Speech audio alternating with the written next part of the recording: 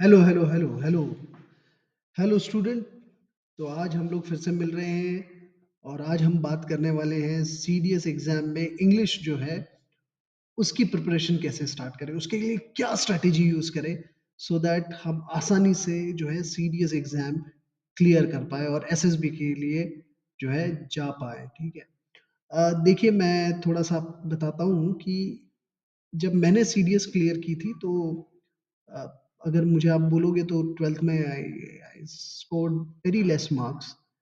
Not, I'll not mention here, but when I was in second year itself, I already had an interview call for CDS and CAPF. uh, in those days we have to actually we have to send our application through post के द्वारा हमें application भेजना पड़ता था। ये तब digitalisation नहीं हुआ था। तो अ, मुझे अभी भी याद है बड़ा। और मैंने जब एग्जाम दी तो I clear that. So what I just want to tell you is that I want to share my strategy. क्योंकि हम उस वक्त में तो कोई कोचिंग नहीं था, तो हमने तो क्लियर करी ना एग्जाम। तो मैं चाहता हूँ कि जो मैंने किया है ना, वही मैं आपके साथ जो है शेयर करना चाहता हूँ, ताकि आप भी इसका फायदा लें। और अगर आप एस्पिरेंट है, डिफेंस एस्पिरेंट, तो विदाउट कोचिंग के सपोर्ट के भी you should able to clear serious exam. तो आज का वीडियो किस लिए है, किन लोगों के लिए? पहले जो बिगिनर्स है, जिन्हें पता ही नहीं है कि सीरियस क्या है और हमने कैसा है ना अप्रोच करना चाहिए, कैसे एग्जाम की प्रिपरेशन करनी चाहिए, कौन सी किताबें पढ़नी चाहिए। ठीक है। इनके लिए बहुत ही इंपॉर्टेंट ये वीडियो है। दूसरा, जिन्होंने अटेम्प्ट दिया और वो क्लियर नहीं कर पाए, तो मुझे पता है कि वो क्यों नहीं क्लियर कर पाए। तीसरी बात मैं ये आपके साथ शेयर करना चाहता हूँ कि अगर आपको ठीक-ठाक इंग्लिश आ जाती है, समझ में आती है और ठीक-ठाक बोल लेते हैं, तो सीडीएस की जो इंग्लिश का जो क्वेश्चन पेपर है, वो आप उसमें भी आप अच्छा स्कोर कर सकते हैं, प्रोवाइडेड आपका रूटीन सही होना चाहिए, आपके एफर्ट सही जगह होने चाहिए। अगर सही जगह एफर्ट है, सही तरीका आपको पता है, तो आपको कोई नहीं रोक सकता है सीडीएस एग्ज़ाम क्लियर करने के लिए, सीडीएस एग्ज़ाम क्लियर करने से। ठीक है। तो चलिए, without wasting much time, let's move ahead. I will just open up the previous year question paper और उसमें से मैं क्वेश्चंस डिस्कस करूंगा और मैं फिर जो है हमारा ये डिस्कशन आगे बढ़ाऊंगा। चलिए, तो बढ़ते हैं हमारे सेशन की ओर। तो ये मैं एक ना 2022 सीरियस एग्जाम 1 2022 में ये क्वेश्चन पेपर आया हुआ है, इसी को हम देखेंगे और इसी से हमारा डिस्कशन जो है आगे बढ़ाएंगे, जिसमें मैं बहुत सारे फंडामेंटल क्वेश्चन और हमने कैसे प्रिपेयर करना चाहिए उसके बारे में मैं बात करूंगा।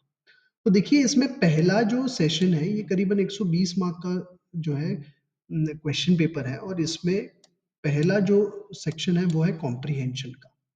कॉम्प्रिहेंशन माने जिसमें एक आपको पैसेज दिया जाएगा, जैसे ये आपको दिख रहा है passage and followed by some questions.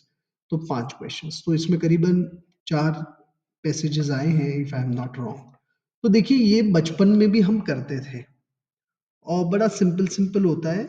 और अभी भी मैंने बचपन में भी किया है ऐसे टाइप के क्वेश्चंस।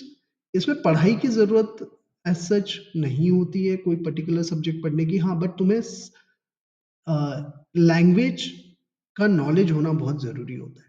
अगर लैंग्वेज का नॉलेज सही है आपके पास में, तो आप ये क्वेश्चन आसानी से कर सकते हैं। तो जैसे कि अ, इसमें दिया हुआ है कि एक पैसेज है, अभी हम पैसेज को गो थ्रू नहीं करेंगे क्योंकि काफ़ी समय लगेगा, है ना? तो उसको करने के लिए। और 10th लेवल का माने पैसेजेस होते हैं, मुझे ऐसे लगता है। अगर आपकी रीडिंग हैबिट है, अगर आप किताबें पढ़ते हैं, तो आपके लिए ये पैसेजेस बिल्कुल भी जो है ना डिफ़िकल्ट नहीं है। बट अगर आपकी रीडिंग ही कम है, तो फिर कोई कुछ नहीं कर सकता। फिर ये पैसेज भी आपको बहुत जो है हावी लगेंगे। ठीक है? तो ये पैसेजेस हैं जो पूछे जाते हैं। देखिए, ये 2020 का जो क्वेश्चन पेपर है उसमें 1, 2 पैसेज पूछे गए हैं, करीबन 10 क्वेश्चंस जो है कॉम्प्रिहेंशन पे है। मुझे ऐसा लगता है कि ये जो 10 क्वेश्चन होते हैं ना, ये अपने हाथ के होते हैं और सभी ने ये सही करना ही करना है। इसमें गलती नहीं होनी चाहिए और गलती की कोई गुंजाइश नहीं होनी चाहिए, सभी से ये अच्छे से बनते हैं। ठीक है। सेकंड है स्पॉटिंग एरर, बड़ा ही बढ़िया है। स्पॉटिंग एरर में देखिए कैसा किस तरीके के क्वेश्चन पूछा गया है। पहला एक 11 नंबर का क्वेश्चन नंबर देखते हैं, जिसमें एक पूरा जो है सेंटेंस उसको 3 भागों में डिवाइड किया गया। ठीक है। After mysterious expansion for decades, Antarctica sea ice cover starting melting और फिर नो एरर। तो ऐसे 3 इसमें डिवाइड किया और लास्ट वाला नो एरर करके दिखाया गया। अगर इसमें देखेंगे तो प्रॉब्लम जो है, ये जो सेक्शन सी है उसमें आपको दिखेगा। सेक्शन सी में देखिए, आफ्टर, मैं पहले स्टेटमेंट फिर से पढ़ता हूं, after mysteriously expanding for decades, Antarctica sea ice cover started melting आना चाहिए। तो ये स्टार्टिंग मेल्टिंग ऐसा है जो कि ग्रामेटिकली इनकरेक्ट है। तो यहाँ पे जो ऑप्शन जो सही ऑप्शन है वो है सी, बिकॉज इस सी सेक्शन में एरर जो है वो स्पॉट किया हुआ है। तो इस प्रकार के क्वेश्चन आते हैं। ठीक है। फिर हम चलते हैं आगे हमारे नेक्स्ट पड़ाव की तरफ। देखिए ये स्पॉटिंग द एरर भी करीबन 10 क्वेश्चंस पूछे गए। फिर हम देखते हैं ordering of words in a sentence. अभी देखिए ये एक सेंटेंस दिया हुआ है, इसको 4 भागों में डिवाइड किया गया। ठीक है। 4 भागों में डिवाइड करने के बाद में इसको जंबल कर दिया। अभी इसको हमें लगाना है सही तरीके से। तो देखिए 21 है, for long and the backbone of India will continue to be the same and agriculture has been. तो ये 4 है। आप ये वीडियो को पॉज करके थोड़ा समय लेके you just try to solve this on your own. पर मैं इसका आंसर सीधा जो है आपको बता देता हूँ विदाउट वेस्टिंग मच टाइम। अगर आप ये 21 देखेंगे तो इसका आंसर आता है SQPR। इसमें है एग्रीकल्चर। देखिए अभी फिर से पढ़ेंगे, SQPR को हम पढ़ेंगे। Agriculture has been the backbone of India for long and will continue to be the same. Right. तो इस तरीके से है। ठीक है। तो ordering of the word in a sentence, इस प्रकार के क्वेश्चंस को अटेम्प्ट करने के लिए हमने कैसे प्रैक्टिस करना चाहिए। अगर हमारे अच्छे आ रहे हैं तो ठीक है, कोई प्रॉब्लम नहीं है। अगर नहीं आ रहा है तो प्रैक्टिस क्या करनी चाहिए। अगर हमें पता चल जाए भैया ये मेरा प्रॉब्लम है और ये मेरा वीक सेक्शन है, इसको मुझे स्ट्रॉन्ग करना है, तो उसके लिए दवाई क्या है। तो दवाई ये है दोस्तों, you will have to increase your reading. इसके लिए रीडिंग आपको बढ़ानी पड़ेगी। जैसे जैसे आप रीडिंग बढ़ाते हैं उस लैंग्वेज की, आप पढ़ने के बाद में ही साउंड से समझ जाएंगे क्या सही है या क्या गलत है। जब रीडिंग करते हैं तो अपने आप ग्रामर भी जो है ठीक ठाक होते जाता है, वो सूक्ष्म जो है सबकॉन्शियस माइंड में बैठते जाता है। तो इसीलिए ये भी जो है, रीडिंग, आपकी रीडिंग हैबिट सही है नहीं है, आप कितना पढ़ते हैं, उस उससे आपको पता चलेगा कि ये क्वेश्चन नंबर 21 जो है आपसे बनेगा नहीं बनेगा। ठीक है। अभी ये थर्ड सेक्शन हो गया। अभी हम जाते हैं फोर्थ सेक्शन की तरफ, ईडियम्स एंड फेजेस। ये ईडियम्स और फेजेस जो है, इसके अल्टरनेटिव मीनिंग्स हमने देने हैं। जैसे कि एक पेपर टाइगर, तो पेपर टाइगर यानी क्या। तो थोड़ा सा पॉज लेके सारे ऑप्शंस आप पढ़िए, पर मैं जो है डायरेक्ट आंसर बताऊंगा। पेपर टाइगर यानी पर्सन और organization that appears powerful but actually is not. A वाला ही ऑप्शन सही है। ठीक है। तो तो इस प्रकार के ईडियम्स एंड फ्रेजेस आते हैं। जैसे लिली लिवर्ड यानी क्या। तो lily livered means some not brave, someone who is not brave. It like a bird यानी क्या, it means eat very little. तो इस प्रकार के क्वेश्चंस आते हैं। या तो ये आप याद करने पड़ेंगे, ईडियम्स एंड फ्रेजेस की किताब आती है, आप बैठो बढ़िया उसको रोज निकालो, रोज 5-5 करना है और याद करना है। देखिए ईडियम्स एंड फ्रेजेस जो है, हम अगर ऐसे सोच ले कि आज बैठ के मैं सारे याद करूंगा तो वो पॉसिबल नहीं।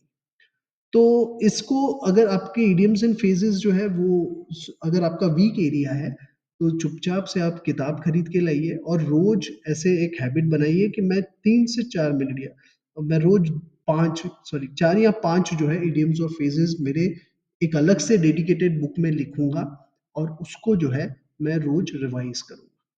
जब आप ऐसा करेंगे, बिलीव मी, अगर आप 5 भी इडियम्स लेते हैं और साल भर के एंड में यू विल बी माने आप करीबन 15 थ्रीज़ 15 माने 17-1800 के ऊपर आपके जो है इडियम्स फ्रेजेस बन जाएँगे, which is very, very good. माने इसके बाहर का तो कुछ आएगा ही नहीं। अगर आपको नहीं आएगा तो किसी को नहीं आएगा। सो इतने सारे इडियम्स करने के बाद आपका क्लियर होना तय है, ठीक है? फिर नेक्स्ट है ऑर्डरिंग ऑफ द सेंटेंसेस। देखिए इसमें ना सेंटेंस 1 दिया हुआ है, सेंटेंस 6 दिया हुआ है और करीबन ये 4 स्टेटमेंट्स हैं वो जम्बल्ड अप है। अब इसका सीक्वेंस हमको करेक्ट सीक्वेंस बताना है। माने पहला कौन होगा, दूसरा, तीसरा, चौथा, पाँचवाँ और फिर छठवाँ तो ये है। ठीक है? इस तरीके से हमें ये बताना है। अब ये भी कोई कोचिंग इंस्टीट्यूट पढ़ा नहीं सकता। तो अभी इसकी बट पढ़ा नहीं सकता, बट सर हमें ये अगर एरिया वीक है तो हमने क्या करना चाहिए? तो मेरा तो सीधा-सीधा मानना है आप अपनी रीडिंग बढ़ाइए। रीडिंग बढ़ाएँगे अपने आप सीक्वेंस जो है वो आप आइडेंटिफ़ाई कर सकते हैं और जो है लिख सकते हैं। ठीक है? तो इसमें भी ऑर्डरिंग ऑफ सेंटेंसेस को भी सही करने के लिए आपकी रीडिंग जो है वो आपको बढ़ानी है। अब ऐसे कुछ 1, 2, 3, 4, 5, 6, 7, 8, 9, 10 करीबन 10 क्वेश्चंस उन्होंने पूछे। फिर नेक्स्ट आता है fill in the blanks. Fill in the blanks में देखिए हम लोग कुछ सॉल्व करते हैं, जैसे on his way to the capital the minister dash the eminent social worker at his residence. कोई बता सकता है इसका answer? You can write in the comment section if you know the answer. If you don't know then you can just, क्योंकि मेरा समय जो है ये वीडियो बहुत लॉन्ग हो जाएगा इसलिए मैं रुक नहीं सकता हूँ। इसका आंसर है कॉल्ड ऑन। दूसरा है the fire brigade fought for 4 hours to put out the fire. Put out यानी अब जो है पुट आउट यानी ये होता है कि फायर जो माने, जस्ट अ सेकेंड, इसका मतलब होता है फायर को बुझाना। ठीक है? यहाँ पे देखो आप देखेंगे जस्ट फायर को बुझाना, बट इसके और भी मतलब है। पुट आउट के और भी मतलब है। पुट आउट यानी अनॉय भी होता है, एंग्री भी होता है, ठीक है, डिस्टर्ब कंफ्यूज्ड भी होता है, ठीक है। और एक होता है जो सेकंड वाला जो दिया हुआ है, देखिए आप, टू एक्सटिंग्विश और douse a fire, he put out the fire. ठीक है, this is how it is used. ठीक है। देन थर्ड वाला अब आप देखेंगे तो इसमें carry out is the right answer. Ravi has provided proved that he can carry out on his promise by winning this match. Carry out का meaning होता है टू मैनेज और टू एग्जीक्यूट। माने कोई भी चीज को सक्सेसफुली परफॉर्म करना, मैनेज करना, एग्जीक्यूट करना और उसको आखिरी तक लेके जाना, that is what carry out means. ठीक है। So these are the some of the questions of filling the blanks over here. करीबन 10 questions filling the blanks के ऊपर। नेक्स्ट आता है synonyms। synonyms यानी समानार्थी। फिलिंग द ब्लैंक्स भी या तो थोड़ा ग्रामर ठीक होना चाहिए, या तो रीडिंग अच्छी होनी चाहिए, या तो वोकेबलरी होनी चाहिए। देखिए सिनोनिम्स और एंटोनिम्स अगर आप देखें तो करीबन 20 क्वेश्चन सिनोनिम्स और एंटोनिम्स पे और करीबन 10 क्वेश्चन ईडियम फेजेस पे। तो ईडियम फेजेस, सिनोनिम, एंटोनिम मिलके 30 क्वेश्चंस बनते हैं। ये 30 क्वेश्चंस के लिए आपको प्रिपेयर कैसे करना है? तो ये प्रिपरेशन एक ही, इसका एक ही गुरु मंत्र है, वही फॉलो करना है। वही फॉलो करेंगे तो आगे बढ़े। गुरु मंत्र ये है कि आप रोज अपनी एक किताब मेंटेन करिए, नोटबुक। जब भी आप न्यूज़पेपर पढ़ते हैं, जब भी आप अपनी टेक्स्ट बुक पढ़ते हैं, जब भी आप नॉवेल पढ़ते हैं, तो वहां के जो डिफिकल्ट वर्ड है you have to write down in your copy. सिर्फ लिखना नहीं है, तो उसका मीनिंग भी लिखना है। और मीनिंग लिखते समय प्लीज इंग्लिश में मत लिखिए। अगर आपने इंग्लिश का वर्ड है और इंग्लिश में ही लिखा, बहुत बार समझता नहीं है। उस लैंग्वेज में लिखे जो लैंग्वेज आपको जो है समझे, क्योंकि हम समझने के लिए हमारे शब्दों को जो है वहां लिख रहे हैं। आप अपने मदर टंग लैंग्वेज में लिखिए अगर आपको इंग्लिश में ना समझ में आए। ठीक है। तो इंग्लिश का मीनिंग हमें समझने लायक जो है हमारे कॉपी में लिखना है। तो कॉपी में लिखने के बाद में हमें इसको अचार डालना है क्या? नहीं, इसको रोज रिवाइज करना है, रोज रिवाइज करना है। रिवाइज करते समय क्या करना है? तो इन शब्दों को यूज करना है हमारे सेंटेंसेस में। मम्मी को पकड़ो, पापा को पकड़ो, दीदी को पकड़ो, भैया को पकड़ो और उसको जो है चेप दो। दोस्त को पकड़ो, सोच के ही जाना कि भैया ये 5 मेरे वर्ड है, हाथ में लिखे हुए हैं, आज कोई मिलेगा तो उसको पकड़ के मारूँगा। ठीक है? ये शब्द जो है पकड़ के मारूँगा, इसका यूज़ करके मैं स्टेटमेंट बनाऊँगा। तो ये होता है सिनोनिम्स और एंटोनिम्स। तो ये जो 30 क्वेश्चंस हैं, ये सिर्फ़ आप अपनी जब किताब मेंटेन करेंगे, जिसमें आप रोज़ कोई ना कोई नया वर्ड लिखेंगे और उसका मीनिंग लिखेंगे, उसका यूसेज लिखेंगे, तब जाके ये सेक्शन आपका डेवलप होगा। अदरवाइज़ डेवलप नहीं होगा, कोई भी क्लास लगा लो। ठीक है? सिनोनिम यानी समानार्थी शब्द, एंटोनिम यानी विरुद्धार्थी शब्द। अब जैसे ये एक छोटा-सा उदाहरण देख लेते हैं जो एंटोनिम का है। Early medieval period was not a combination of urban and rural civilization. It was not a period of urban decay as claimed by other, claimed by some. इसका ऑप्शन पहला ही ऑप्शन है जो है सर्वाइवल। ठीक है? इसके साथ नेक्स्ट जो सेशन है वो है part of speech. Part of speech में आपको पूरे पार्ट ऑफ स्पीच पढ़ने पड़ेंगे, बट अगेन ये पार्ट ऑफ स्पीच ना 10th बेस्ड है।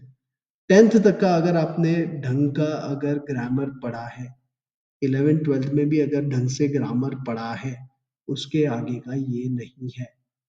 उससे ज़्यादा ये क्वेश्चन मैंने उससे ज़्यादा हम ये नहीं कर सकते। ठीक है? देन देन है स्पेलिंग मिस्टेक्स। स्पेलिंग मिस्टेक्स के लिए भी हमें बहुत सारी रीडिंग होनी चाहिए, लिखने की प्रैक्टिस होनी चाहिए, इससे स्पेलिंग मिस्टेक्स जो है वो ठीक होती है। तो आजकल तो लिखना बंद हो चुका है इसलिए। देखिए उसके बाद में और 2 अभी टॉपिक बचे हुए हैं, इसमें से एक ट्रांसफॉर्मेशन ऑफ सेंटेंसेस है। तो देखिए उदाहरण के तौर पे 101वां अगर आप क्वेश्चन देखेंगे, which is the following combination of the given 2 sentences? पहला है the officer will return from China on Monday, you can meet him. This is the statement. अब इसी स्टेटमेंट को हमको ट्रांसफॉर्म करना है। स्टेटमेंट है the will office will return from sorry office नहीं, the officer will return from China on Monday, you can meet him. इसका answer भी पहला ही है, I guess if I am not wrong. चलिए पढ़ते हैं, पहले ऑप्शंस पढ़ लो। ऑप्शंस पढ़ के पता करिए कि क्या हम सही जा रहे हैं या गलत जा रहे हैं। पहला ऑप्शन है you can meet the officer when he return from China on Monday. दूसरा है you can meet the officer when he will return from China on Monday. और लास्ट है you can meet the officer when he returns from China on Monday. So it seems the C is most appropriate. ठीक है, fourth की तरफ तो जाते भी नहीं। ये ट्रांसफॉर्म किया हुआ है एक सेंटेंस को दूसरे इसमें। ठीक है? Last but not least is the reported speech. भैया ये इस तरीके से पूछा गया है तो इसको डायरेक्ट टू इनडायरेक्ट कैसे करेंगे? ये भी हमने 10th तक के खूब पढ़ा है। ठीक है? 11th 12th में भी पढ़ा है। तो ये कहीं पे भी मैंने आपके जो पुराने नोट्स होंगे जिसमें ग्रामर लिखा होगा, वो निकालिए, उसको रिवाइज कीजिए। That is the best thing that you have. ठीक है? इसी के साथ ये सेशन हमारा जो है एंड की तरफ जा रहा है। ये रहा हमारा क्वेश्चन पेपर। अब हम इस सेशन को थोड़ा-सा 2 मिनट में समराइज़ करेंगे और कौन-सी किताब खरीदनी चाहिए इसके बारे में भी मैं बताऊँगा। First let me stop the sharing of this video. तो तो ये था हमारा इंग्लिश का पेपर। अब आपका जो बहुत इम्पोर्टेंट क्वेश्चन है जो आप पूछते हैं कि सर बुक्स कौन-सी रेफ़र करनी चाहिए?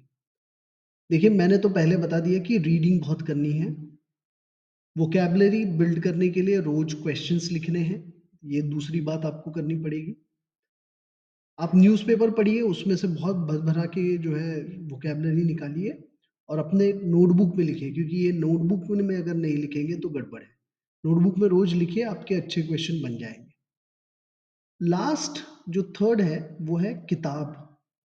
सो देखिए मैं तो सबसे पहले सजेस्ट करूँगा कि आपकी 10th तक की अगर ग्रामर की या 12th तक की ग्रामर की अगर आपकी नोटबुक होगी, दोज़ आर बेस्ट बुक्स। ठीक है? इसके अलावा अगर कोई किताब है जो आपने उस किताब से पढ़ा है ग्रामर, तो for you it will be best book. Grammar थोड़ी ना चेंज होता है, जहाँ से आपने पढ़ा है, जहाँ आपको कंफर्टेबल है, वही किताब पकड़ के जो है पढ़ते रहिए, ठीक है? हाँ, बट अगर आपके पास में आपकी नोटबुक भी नहीं है और आपके पास में कोई किताब भी नहीं है, तो हाँ, तो एक किताब मैं बताऊँगा, रेमंड मर्फी। इसका डिस्क्रिप्शन में मैं लिंक दे दूँगा। रेमंड मर्फी, इसकी 3 वॉल्यूम होती है। एक है एसेंशियल, इंटरमीडिएट और एडवांस।